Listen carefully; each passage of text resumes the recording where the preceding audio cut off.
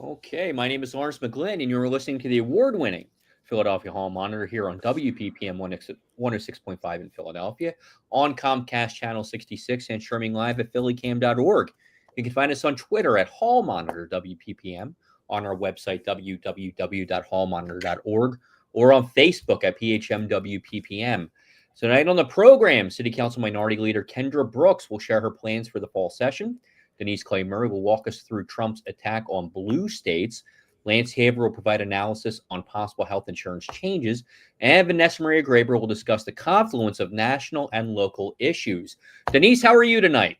I'm good. How are you? I'm doing okay, as okay as we can be. So why don't we just start? We had a pretty crowded show, so we'll just start with our interview with Council Member and Minority Leader Kendra Brooks.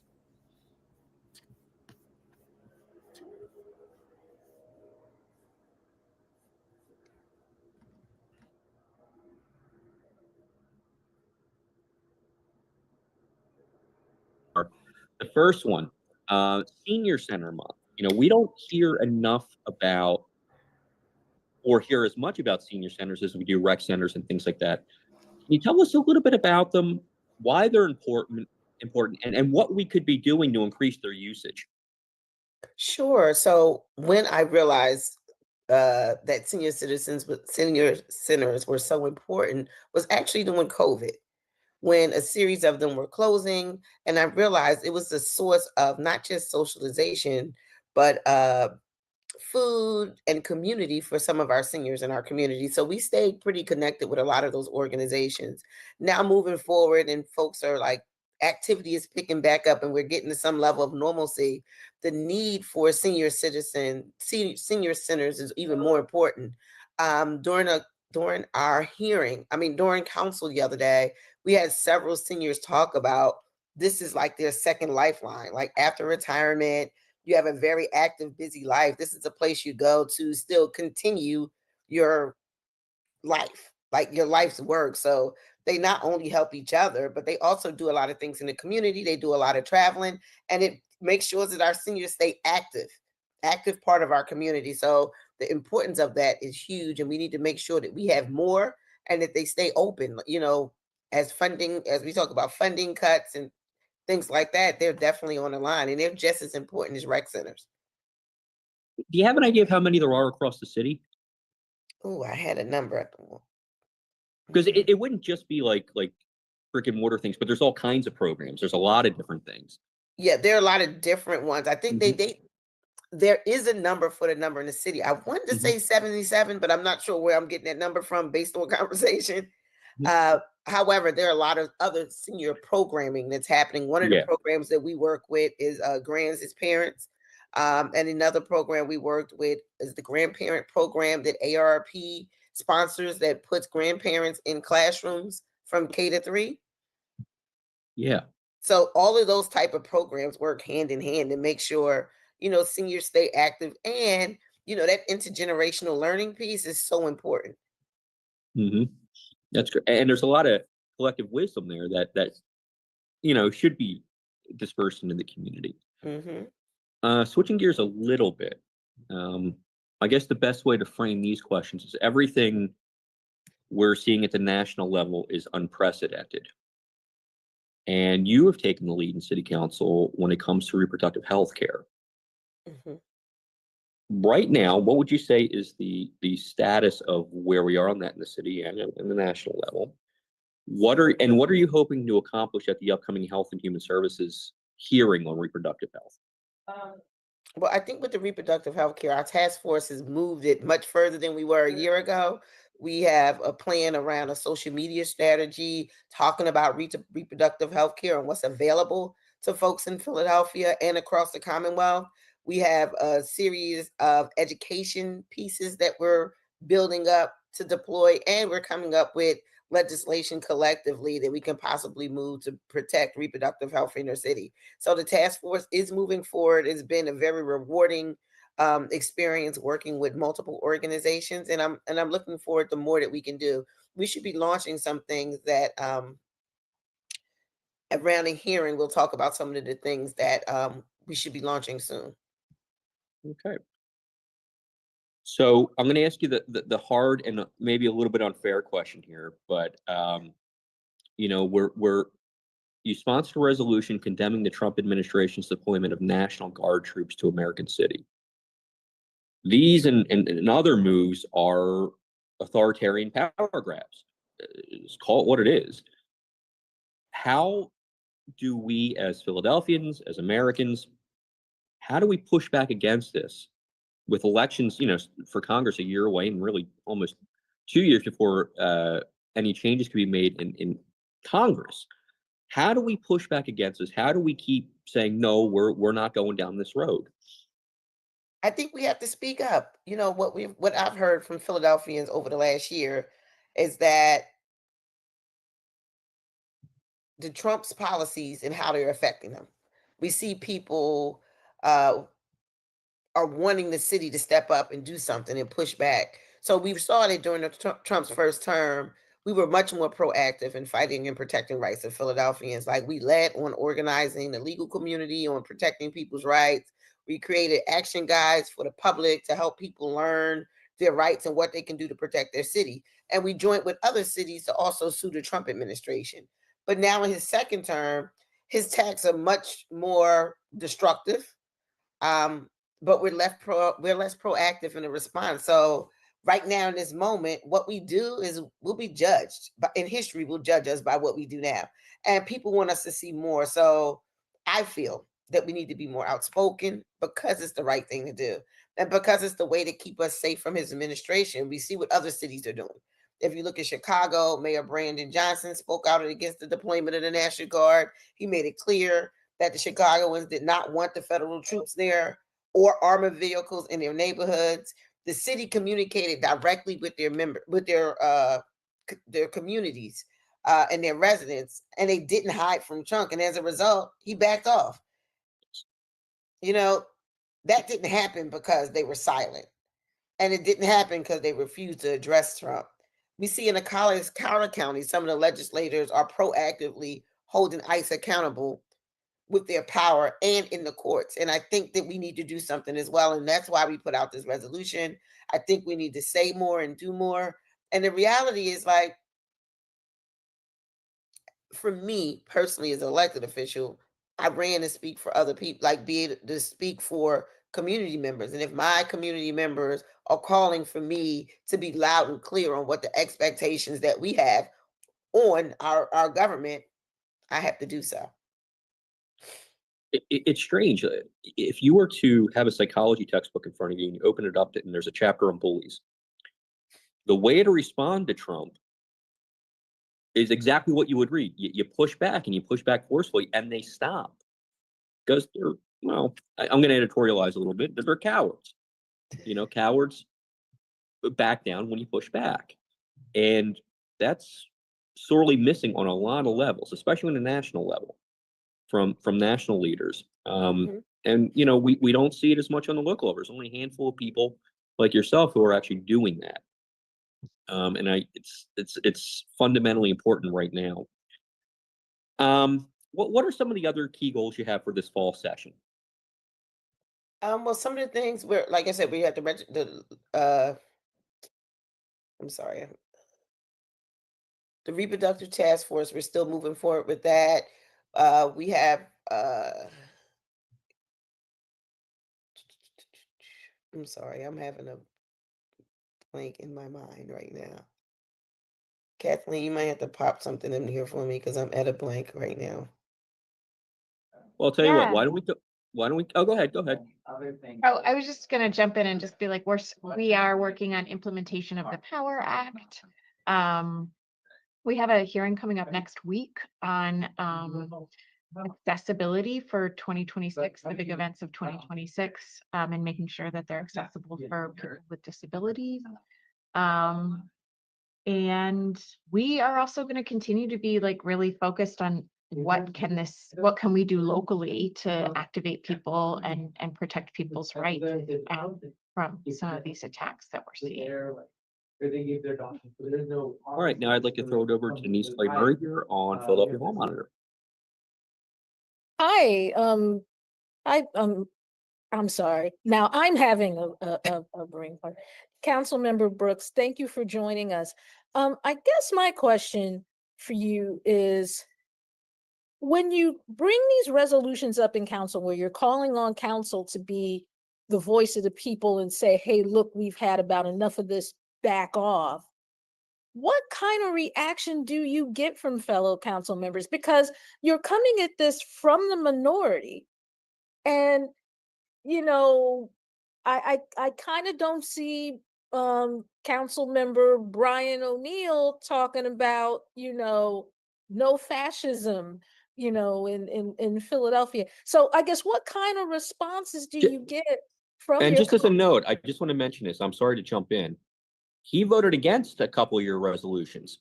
right? I just want to put that out there. And that's kind of why I'm asking, what kind of responses have you been getting from your fellow council members on some of this stuff? I think we get a mixed response. And I think for me, I enter any piece of legislation or resolution that we enter based on we know where people stand. Some folks, I expect them not to support it. I didn't expect um, my colleague, Brian O'Neill, to rally behind condemning Trump. Didn't expect him to do it, but we did have support from other council members that were willing to sign off on a resolution for us to moving forward. And I think the reality, we only need 9 for it to pass, 12 for it to be veto proof. So we're not asking everyone. We're just asking folks that are willing to take a stand with what I'm doing based on what my base is saying, what the community is saying, and stand with me. So that's what I go for. I go for the folks that will be willing to support and also don't want to back down to build bullies. And I think my council colleagues, as you can see with the numbers, were willing to step up and support it. Now, right now, we have a situation where we don't have a Commonwealth budget in Pennsylvania. And on top of that, we're in the middle of a federal government shutdown, which means that the people on the federal level who could file for unemployment can't really, because the Pennsylvania budget still hasn't been passed. And that kind of has a trickle.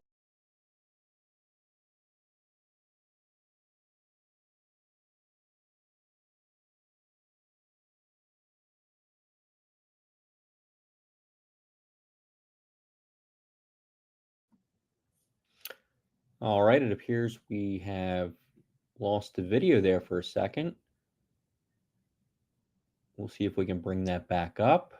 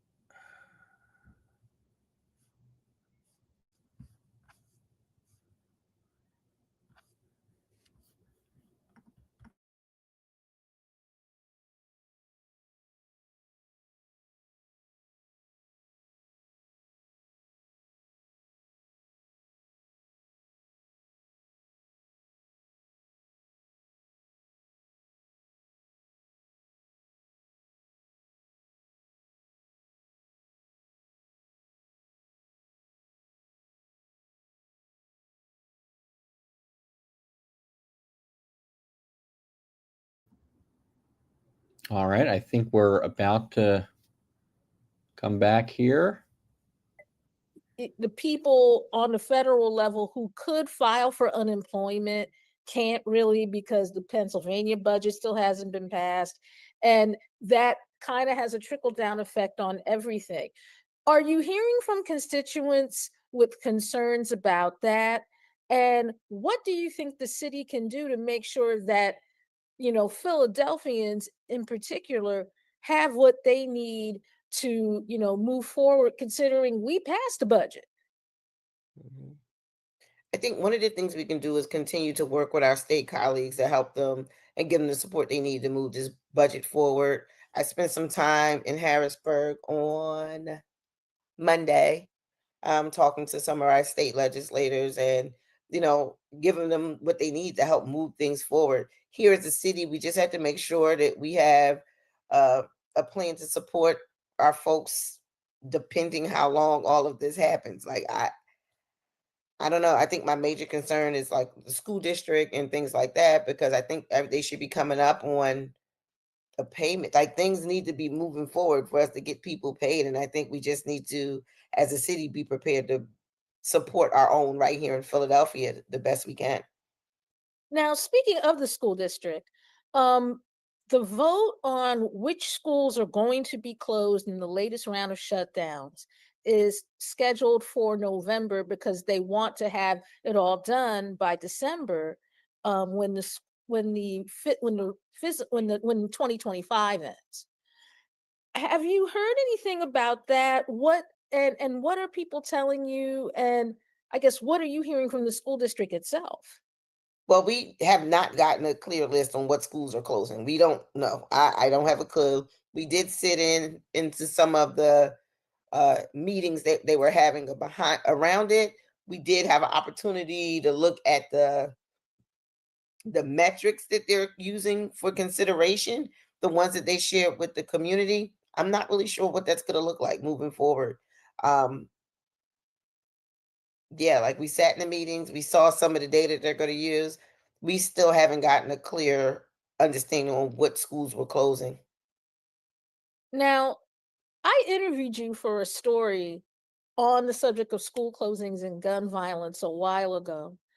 And you said, something to me that was very interesting about what you thought was a connection between the two things because of disinvestment.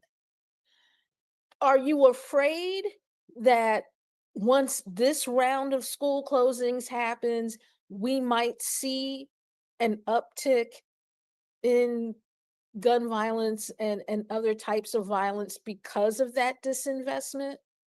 Wow, that's a great question. One thing I've heard the school district say, I've heard it from the school district leadership, that with this round of school closures, they were to take all those things in consideration based on those exact concerns from the last round of school closings. How we're going to make sure that we're not losing children, how we're going to make sure that the programming is in place to make sure children or young people have what they need, whether it's out of school time and before care, because the distance to walk to the school. So I do hear the leadership of the school districts talking about school closure in a very different way that I've never heard in the past. And I'm hoping that they learn from, past mistakes, that these investments need to be made upfront, and the considerations, because these outcomes are dire for our community, are taken seriously upfront. So it was good to hear them say that in some of these meetings. I'm not really sure what the actual finished product is going to look like once schools start relocating and closing. Now, for one last question, I'm in several political chat groups, and the subject of third parties almost always comes up. The Working Families Party, by having two members in city council, is one of the few third parties that actually has done anything on the local level in terms of getting anyone elected locally. What do you think that other third parties could learn from Working Families if folks were really serious about about starting additional parties in this country? So you want me to tell you my trade secret so somebody can run against me? Well, no, I don't want you to do that, but No, you know just what? be general about it. No, I'm just being facetious. The reality is, like, Working Families Party is built up of grassroots organizations, service sector unions, and individuals that want to see real change. Like, every organization that's a part of Working Families Party state committee is committed to not just base building, but making sure we do political education. And educating communities about government, about politics, about policies, and connecting with people on issues.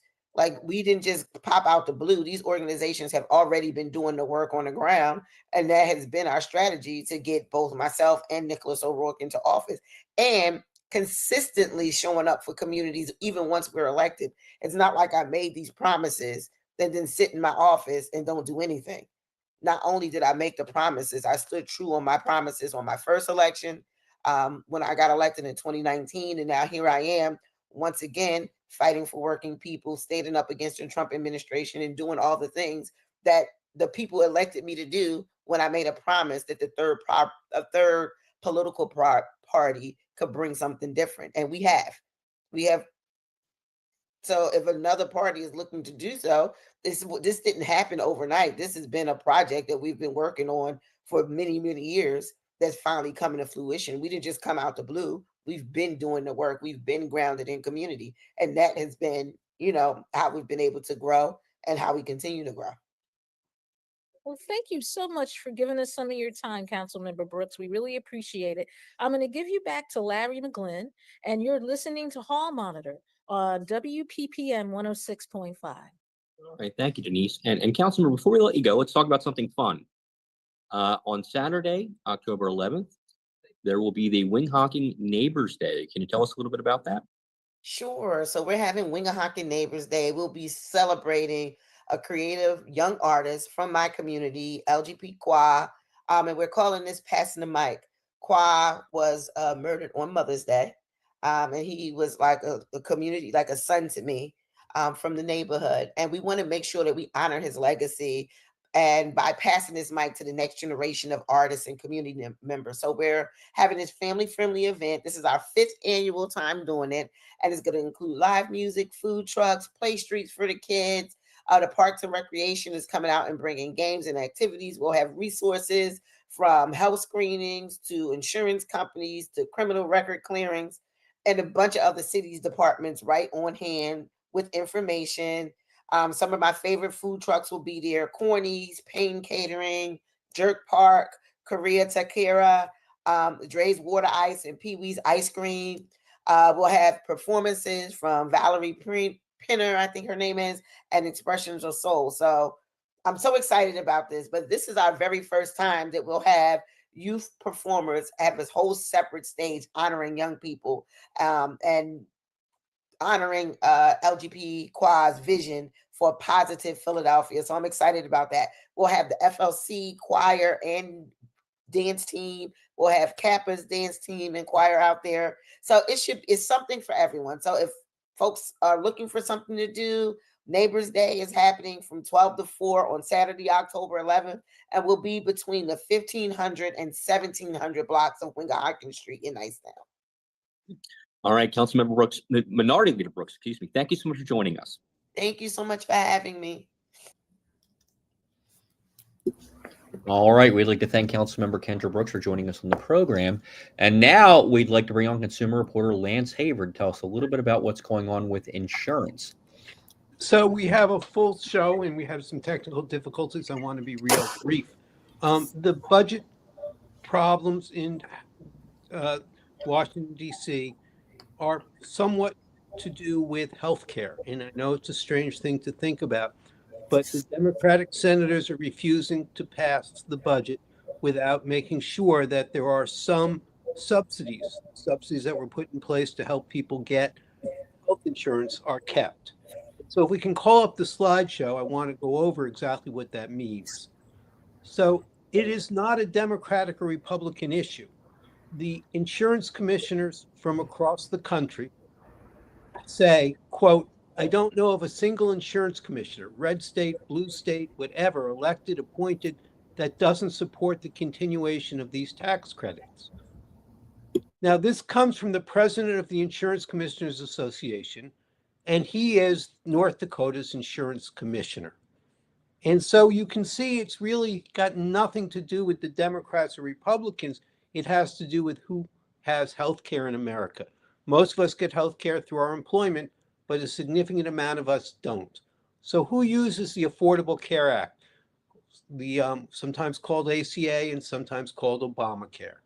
About half of the users are small business owners, self-employed, and people who work for a business that's so small that they don't have health insurance. By definition, we serve people who don't have the privilege of the type of work that offers a stable job with stable benefits where the employer is paying a large portion of the cost of their health insurance. This includes parents of young kids working part-time in the gig economy, entrepreneurs, and early retirees too young for Medicare. So we can see who gets the benefit of ACA. It's got really very little to do with a red state, blue state, Democrat, Republican. It has everything to do with entrepreneurs, small businesses, the type of people, including farmers, that we say we want to support. But yet, without the subsidies, they're not able to. So the subsidies when the original bill was passed under President Obama weren't significant. It was only when President Biden took office after the COVID-19 shutdown where the subsidies increased.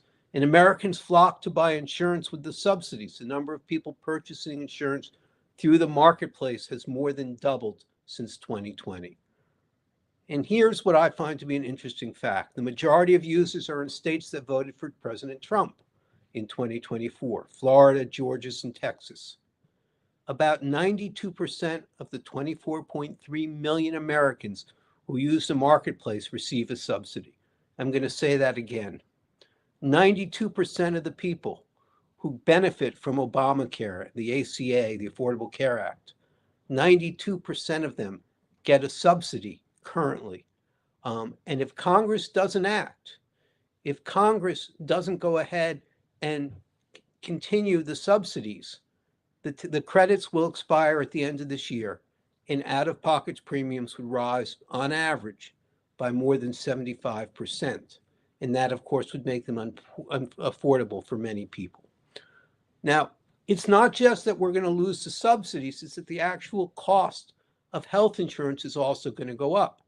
Insurance companies determine their rates expecting that with lower or no subsidies, younger and healthier people will not purchase health insurance. And this, I know, sounds counterintuitive, but here's what happens. If healthy people don't buy health insurance, only the people who are using health care are going to buy it. And in that way, what will happen is the utilization rate will go up. The cost of providing services will go up, and there are fewer people paying for health insurance to share the costs. The ones who need health coverage because their life literally depends on it, it's their cancer treatments, medications that are keeping their seizures at bay. Like literally, it is a life or death for them to stay on health coverage. They will continue to stay and find a way to stay enrolled, says the Pennsylvania Insurance Commissioner. So these are the facts. That if the prices go up 75%, 100%, younger people who are healthier are going to not buy it. And only those of us who are older, who have medical problems, are going to continue to buy it, which of course is going to cause the prices to actually continue to increase. The PA Insurance Commissioner Trolley expects 150,000 of the 500,000 people using our health insurance exchange will go uninsured without the subsidies. Without the enhanced subsidies, these are the increased subsidies that came as a result of President Biden after COVID, most people will see their marketplace prices double. And this is because the subsidies will go up 75% and the insurance prices themselves will go up because fewer people will be paying for it. So the insurance companies will raise the rates. And it's already happening, unfortunately. The Affordable Care Act has an open window for people to buy. People are being notified of the expected cost increase. Some people are going to decide that they're no longer going to have health insurance without knowing what the federal government is going to do. And I know that many of us have heard the Speaker of the House or other Republicans say, well, the Democrats should just trust President Trump to go ahead and fix the problem because the deadline is not until December 1st, and that gives them 3 months to work on the problem. But I think it's very important as people consider whether what the Democrats are doing with the budget, trying to preserve these subsidies and trying to preserve health insurance for over 20 million people, whether President Trump is believable on this issue. So I think it's really helpful to look back at what President Trump has been saying. In the early days of his first campaign in 2015, he said on CNN he would repeal Obamacare and replace it with something terrific. On Sean Hannity's radio show, he said the replacement would be something great. In 2020, Trump has promised an Obamacare replacement 5 times. And the plan is always said to just be a few weeks away. Before this was published, before we came on air, Trump was once again asked about why is it that you continue to promise that you're going to have better health care, but it never materializes? And of course, there's no answer. So that's my brief report. I know we have a lot of other things to cover, but I think it's important as we look at the budget impasse in Washington, D.C., that we understand that it's different than the budget impasse in Harrisburg. There's a principle being advanced by the Democratic Party that some people think is unreasonable. They're saying they are not going to vote for the budget unless there's an agreement that these subsidies to allow 21 million people to afford health insurance are in the budget. They will not trust the Trump administration to come forward with a plan. And the reason they will not trust the president to do that is the old expression, fool me once, shame on you, fool me twice, shame on me. President Trump, since he was the candidate, has been announcing he's got a better healthcare plan and he's going to let us know about it in 2 weeks. For the last 10 years. For the last 10 years. That's exactly literally 10 years. Right. And people should understand it's farmers who don't have health insurance without the Affordable Care Act. It's entrepreneurs. It's people who are in their late 50s and early 60s who want to start their own business or are being forced to retire or are no longer going to get health insurance.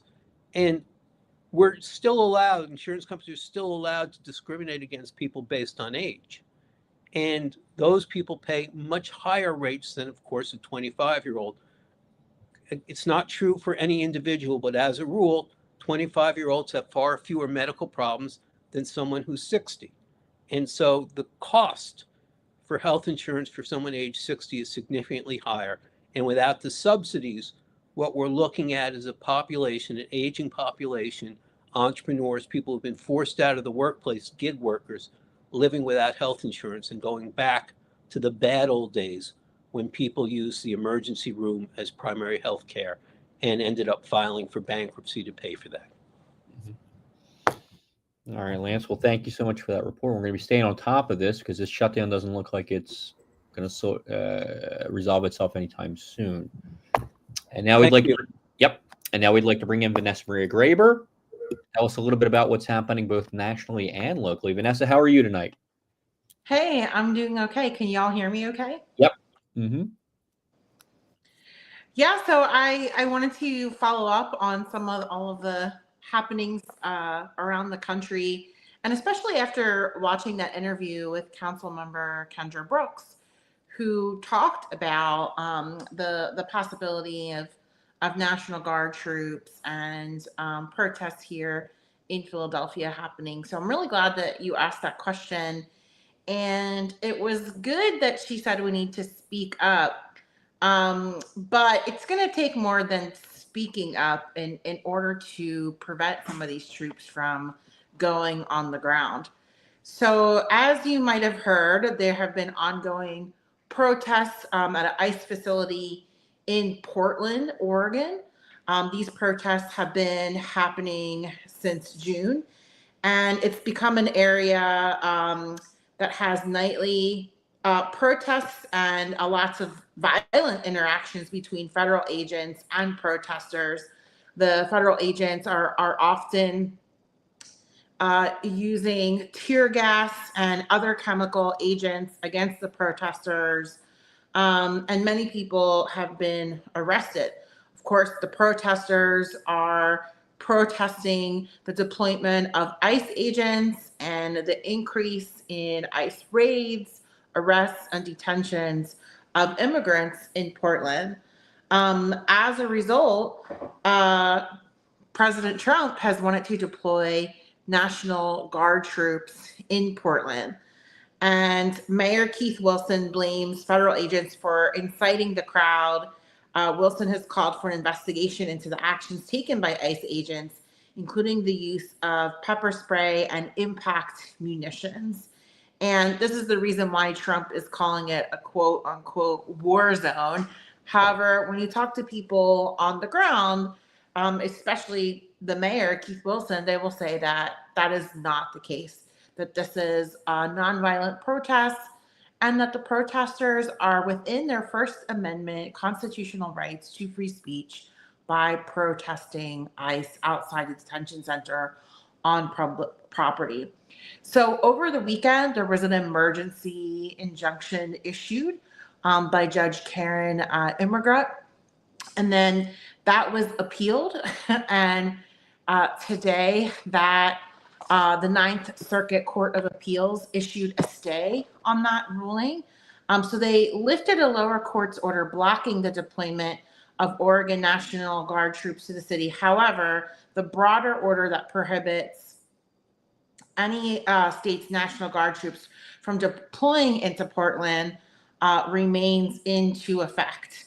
And when that original ruling was issued in the lower courts by Judge Immergut, she said that the conditions in Portland were not significantly violent or disruptive to justify a federal takeover of the National Guard, and that the president's claims about the city simply were untethered to the facts, as in they didn't present enough evidence to justify the need for a deployment.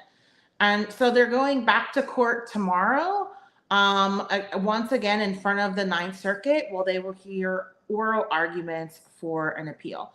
So right now, it's just the status quo. Things remain the same. These things are tied up in court. And this is the reason why, you know, it is good to speak out, and people should definitely exercise their rights to free speech. And if people oppose this, then especially if you are an elected official, you can speak out. But these battles are actually being fought in the courts through injunctions, through lawsuits, and many, many different levels of the courts, as all of these things are being appealed by the Trump administration. So I think it begs the question, you know, to the Parker administration, what legal strategy are they prepared to employ if Trump threatens to come to Philadelphia? And so moving along to Chicago, which is also another area where there have been increased ICE protests. A lot of things have happened. A protester was shot by the police. An alderwoman was arrested by ICE. There's many different journalists who were outside the ICE detention facility at Broadview. And they were tear gassed. I mean, live on the air, we saw that. We also saw other journalists get brutalized by ICE. So there is a lot happening there. And both Mayor Brandon Johnson and the governor of Illinois have been fervently against the deployment of troops in Chicago.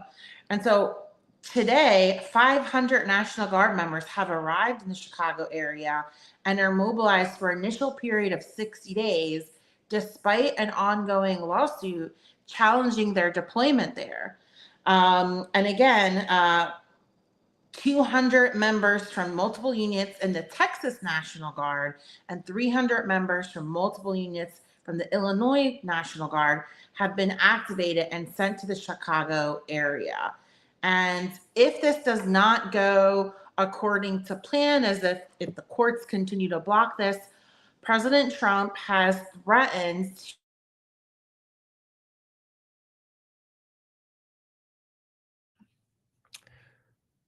All right, it looks like our issues continue here. Our technical issues continue.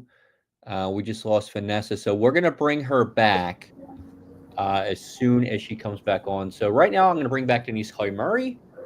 Denise? I can actually finish what Vanessa was talking about, but she's back. So Oh, she she's back. All right, Vanessa, let's bring Vanessa back. There you are. Hello, I'm back. Sorry, I've been having Wi-Fi problems at the new place that I'm living at.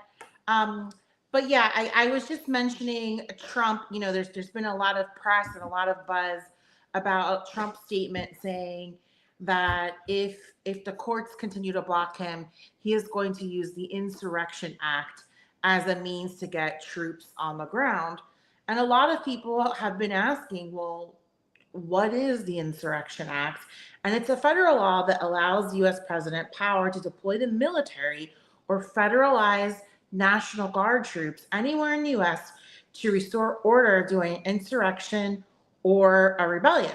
It was signed into law in 1807 by President Thomas Jefferson, but it goes all the way back to the Militia Act of 1792. And again, this was allowing the president to have power to call state militias into federal service during an emergency. And so we have not really seen this been used in recent times. And I think that some folks are taking this as more hyperbole from the president, while others are taking the threat very seriously, seeing as though he's already deployed troops to Washington, D.C., and California, and looking to do so in Portland and now Chicago. And so again, the reason why I'm reporting on this is because many people, given what the president has said about Democratic run cities, and specifically his comments about Philadelphia, we all remember him saying bad things happen in Philadelphia, that there is growing concern because of the homicide rate, because of crime, even though crime has been down nationwide, including in Philadelphia, that Trump will move his sights onto Philadelphia as one of the next Democratic cities to deploy troops on the ground. And so if you're watching and viewing, I would urge you to ask your elected officials what they might do in that scenario. Is there a legal strategy? Are people ready to go to court? Is Josh Shapiro ready to go to court? Is Mayor Parker ready to go to court? Or are they going to willingly allow Trump to federalize the National Guard and allow them to come and occupy cities like Philadelphia? And that's absolutely right. And, you know, you can't get a straight answer out of the administration when you ask them questions about, are they prepared for this? Have they considered this? We were at a press conference last week where it came up again, and the mayor said, well, I'm focusing on what's in front of us. And, you know, these mealy-mouthed non-answers, when one of the most serious threats to American democracy that has ever happened is taking place right now in the country. And I you know, that's dereliction of duty. I can't understand that. Well, I kind of look at it in terms of Mayor Parker. She's under this impression that if she says nothing, nothing will happen. It's kind of like with the SEPTA thing, where she said, you know, I'm not going to be, you know, outwardly expressive. I'm not going to perform, that kind of thing. I said, but there's a difference between not being outwardly expressive and not telling anyone what you're doing. Right. When your community is saying to you, we need to know what you're doing to protect us. Yes. And your answer is, I'm not concerned about that. That's the wrong answer. And, you know, at some point, she's going to have to answer the question. And my concern for the citizens of Philadelphia is that she doesn't have an answer to that question. Right. And she really needs to come up with one. I mean, there was a soccer match that was supposed to take place in Chicago that has been moved to Florida because of a perception of unrest. It was Puerto Rico versus Argentina, and they decided to move it to Florida because Florida has no National Guard troops crawling all over the place, and yet Chicago does. And there's even like ice stations in Trenton that, you know, you have people in Trenton, New Jersey that are like filming ICE agents, you know, going through their neighborhoods. Yeah. So the mayor really needs to have an answer to this. Yes.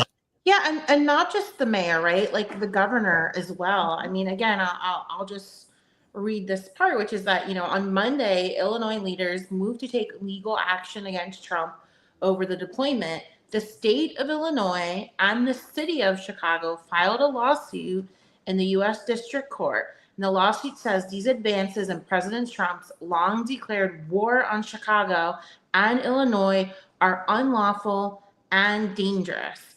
And so there is a court hearing scheduled for tomorrow. And again, they have to be prepared for this. One of the things that Parker talked about during her campaign when she was running is her experience as a state representative and doing this coordination, intergovernmental coordination, right? And I think she's very proud of the ways that she has worked with Governor Shapiro, and she's worked with federal agencies, the Department of Transportation. And so again, if you're really good at that, and that is your experience, and you hold those relationships, what are you doing to prepare? And again, we hope that doesn't happen. We hope that this is a non-issue. But just like other forms of emergency preparedness, like natural disasters, you still come up with a plan, and you still have statewide preparation in place in case something like that happens.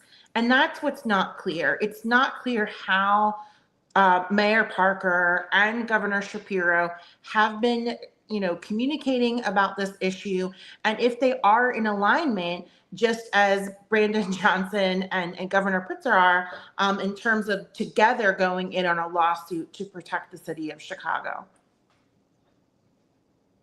Yep.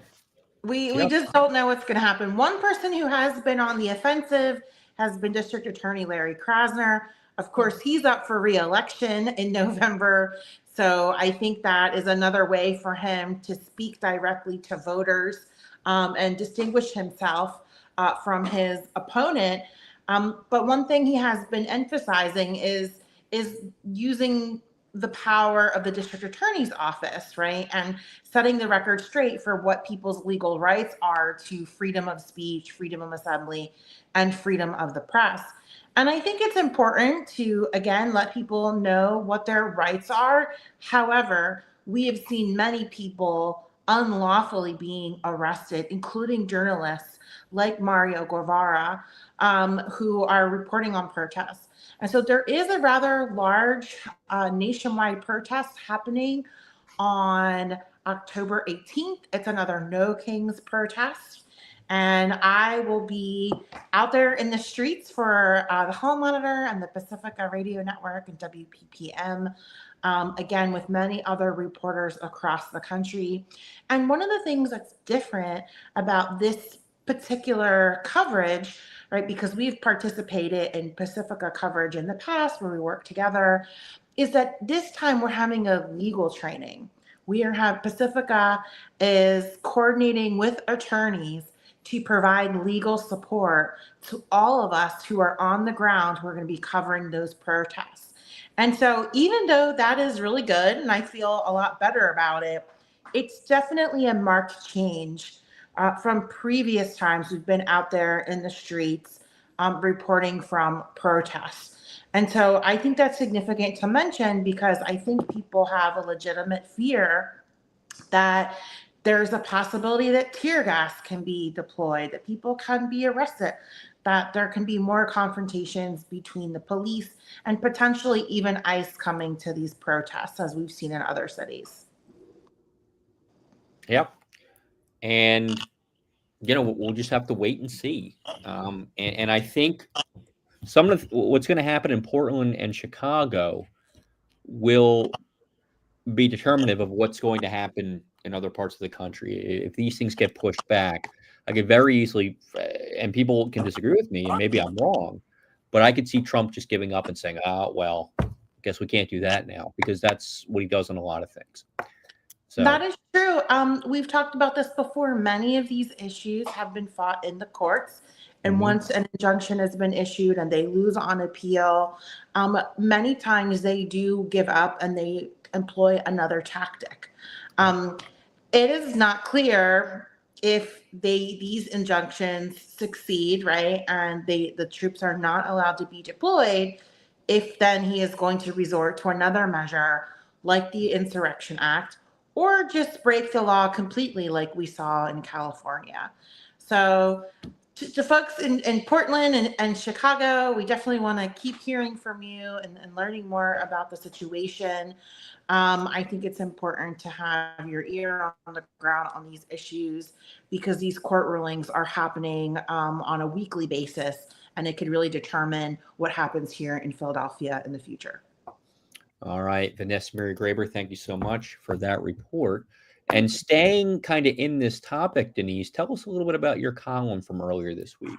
Well, my column talked about how the Trump administration is trying to make the Democratic senators that refuse to vote to defund healthcare bend the knee by shutting down federal projects that they were supposed to get federal money for, like road construction and different things. And most of this is being aimed at states that pay the bulk of federal taxes. Here's one way in which the federal government and the state of Pennsylvania are alike. They're mean to the people who give up most of the money. If you go to a place like, say, New Jersey, where I'm from, what New Jersey maybe gets $1 out of every $1,000 it pays in federal tax. California, which pays millions in federal tax, gets even less. And yet, whenever any of those, like when California had the wildfires and they needed help, they went to the federal government, they asked for help, and you had folks in Congress who were like telling basically the nation's ATM, because let's face it, California is the third biggest economy in the world. They were basically telling the nation's ATM, we want to determine how you spend that money. We want to know, we want to put such restrictions on what you do with this assistance that we want to basically oversee how you spend it. We want to, we want you to do things like stop supporting LGBTQ rights and different things for you to get this money. And one of the things that and you've probably heard me say this on Hall Monitor a time or two, if I ever became mayor of Philadelphia, my first press conference would be the press conference in which I announce that we are no longer paying state taxes. Denise for mayor. We are no longer paying state taxes because Philadelphia, just like California does nationally, Philadelphia maybe gets $2 out of every $1,000 it pays in state tax.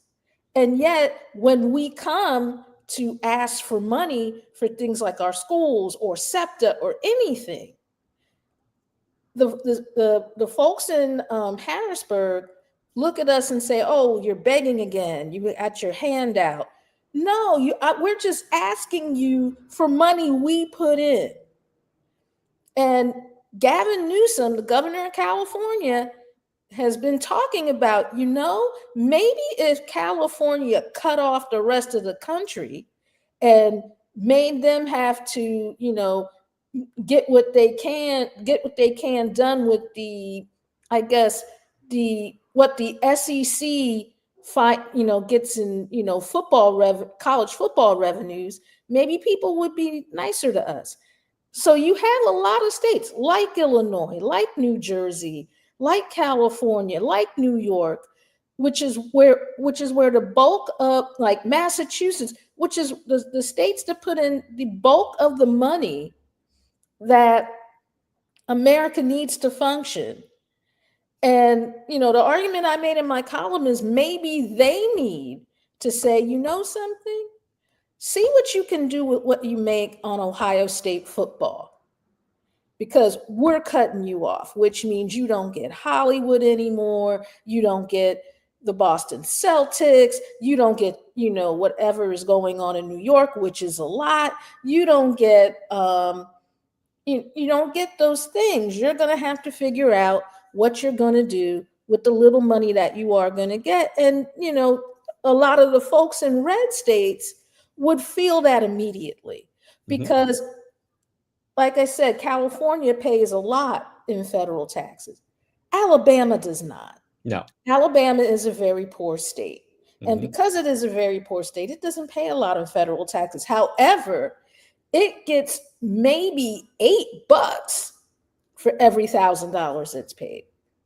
So, I'm still under the belief that if I ever became mayor of Philadelphia, that would be my first official act. And maybe it's time that the blue states, the ones that actually finance America, the ones that people want to send National Guard troops into and harass the citizens and stuff. Maybe it's about time that these folks said, well, you know something, if you keep harassing us, we're going to stop sending federal taxes.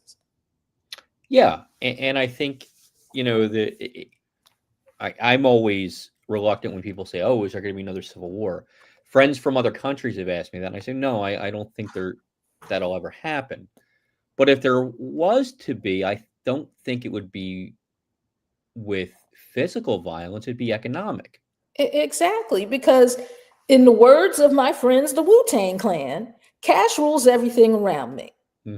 And what people need to understand, if they understand anything at all about American economics at all, if the blue states decided we're going to stop paying federal taxes, there are a whole lot of people, there's some of the same people who are about to get hit with some serious economic nastiness once the great big beautiful bill, which is still the most stupid name I've ever heard for a bill in my life, once that bill's provisions kick in 2026, there are a whole lot of people that are going to get really, really hurt.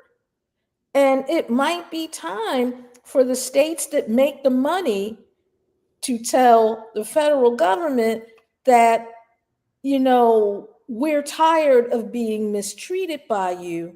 We're going to do what we can for our citizens because we're going to keep our money. Yeah. And to Lance's point from earlier in the show, when we talk about Trump's, 10 years of telling us we're only a couple of weeks away, from an answer on healthcare. We've been hearing the same thing for 4 times longer from conservatives about economic policy and how the way we keep doing things is going to make sure that, the people on the bottom are going to get wealthy because, we got to cut those taxes at the top and it all trickles down. Well, it's never worked. None of this has ever worked. No, trickle-down economics has even been dismissed by the person who originally coined the term, David Stockman. Yeah. And so we're at a point now where I don't understand how we've seen all the evidence, and I don't know how people can still keep making the same decisions and the same arguments over and over and over again. And this is where the eventual downfall of capitalism, I think, is going to eventually happen. Well, I think that a lot of that is the fault of a media system. Yeah. That at some point decided that it was going to go more for what you want to hear than what the actual truth is. Yeah. So And what we're going to have to leave it there, Denise, because we're almost out of time. We will be back next week with Lisa Haver to get us caught up on everything education here in the city. So we'll be back with you next week on Hall Monitor.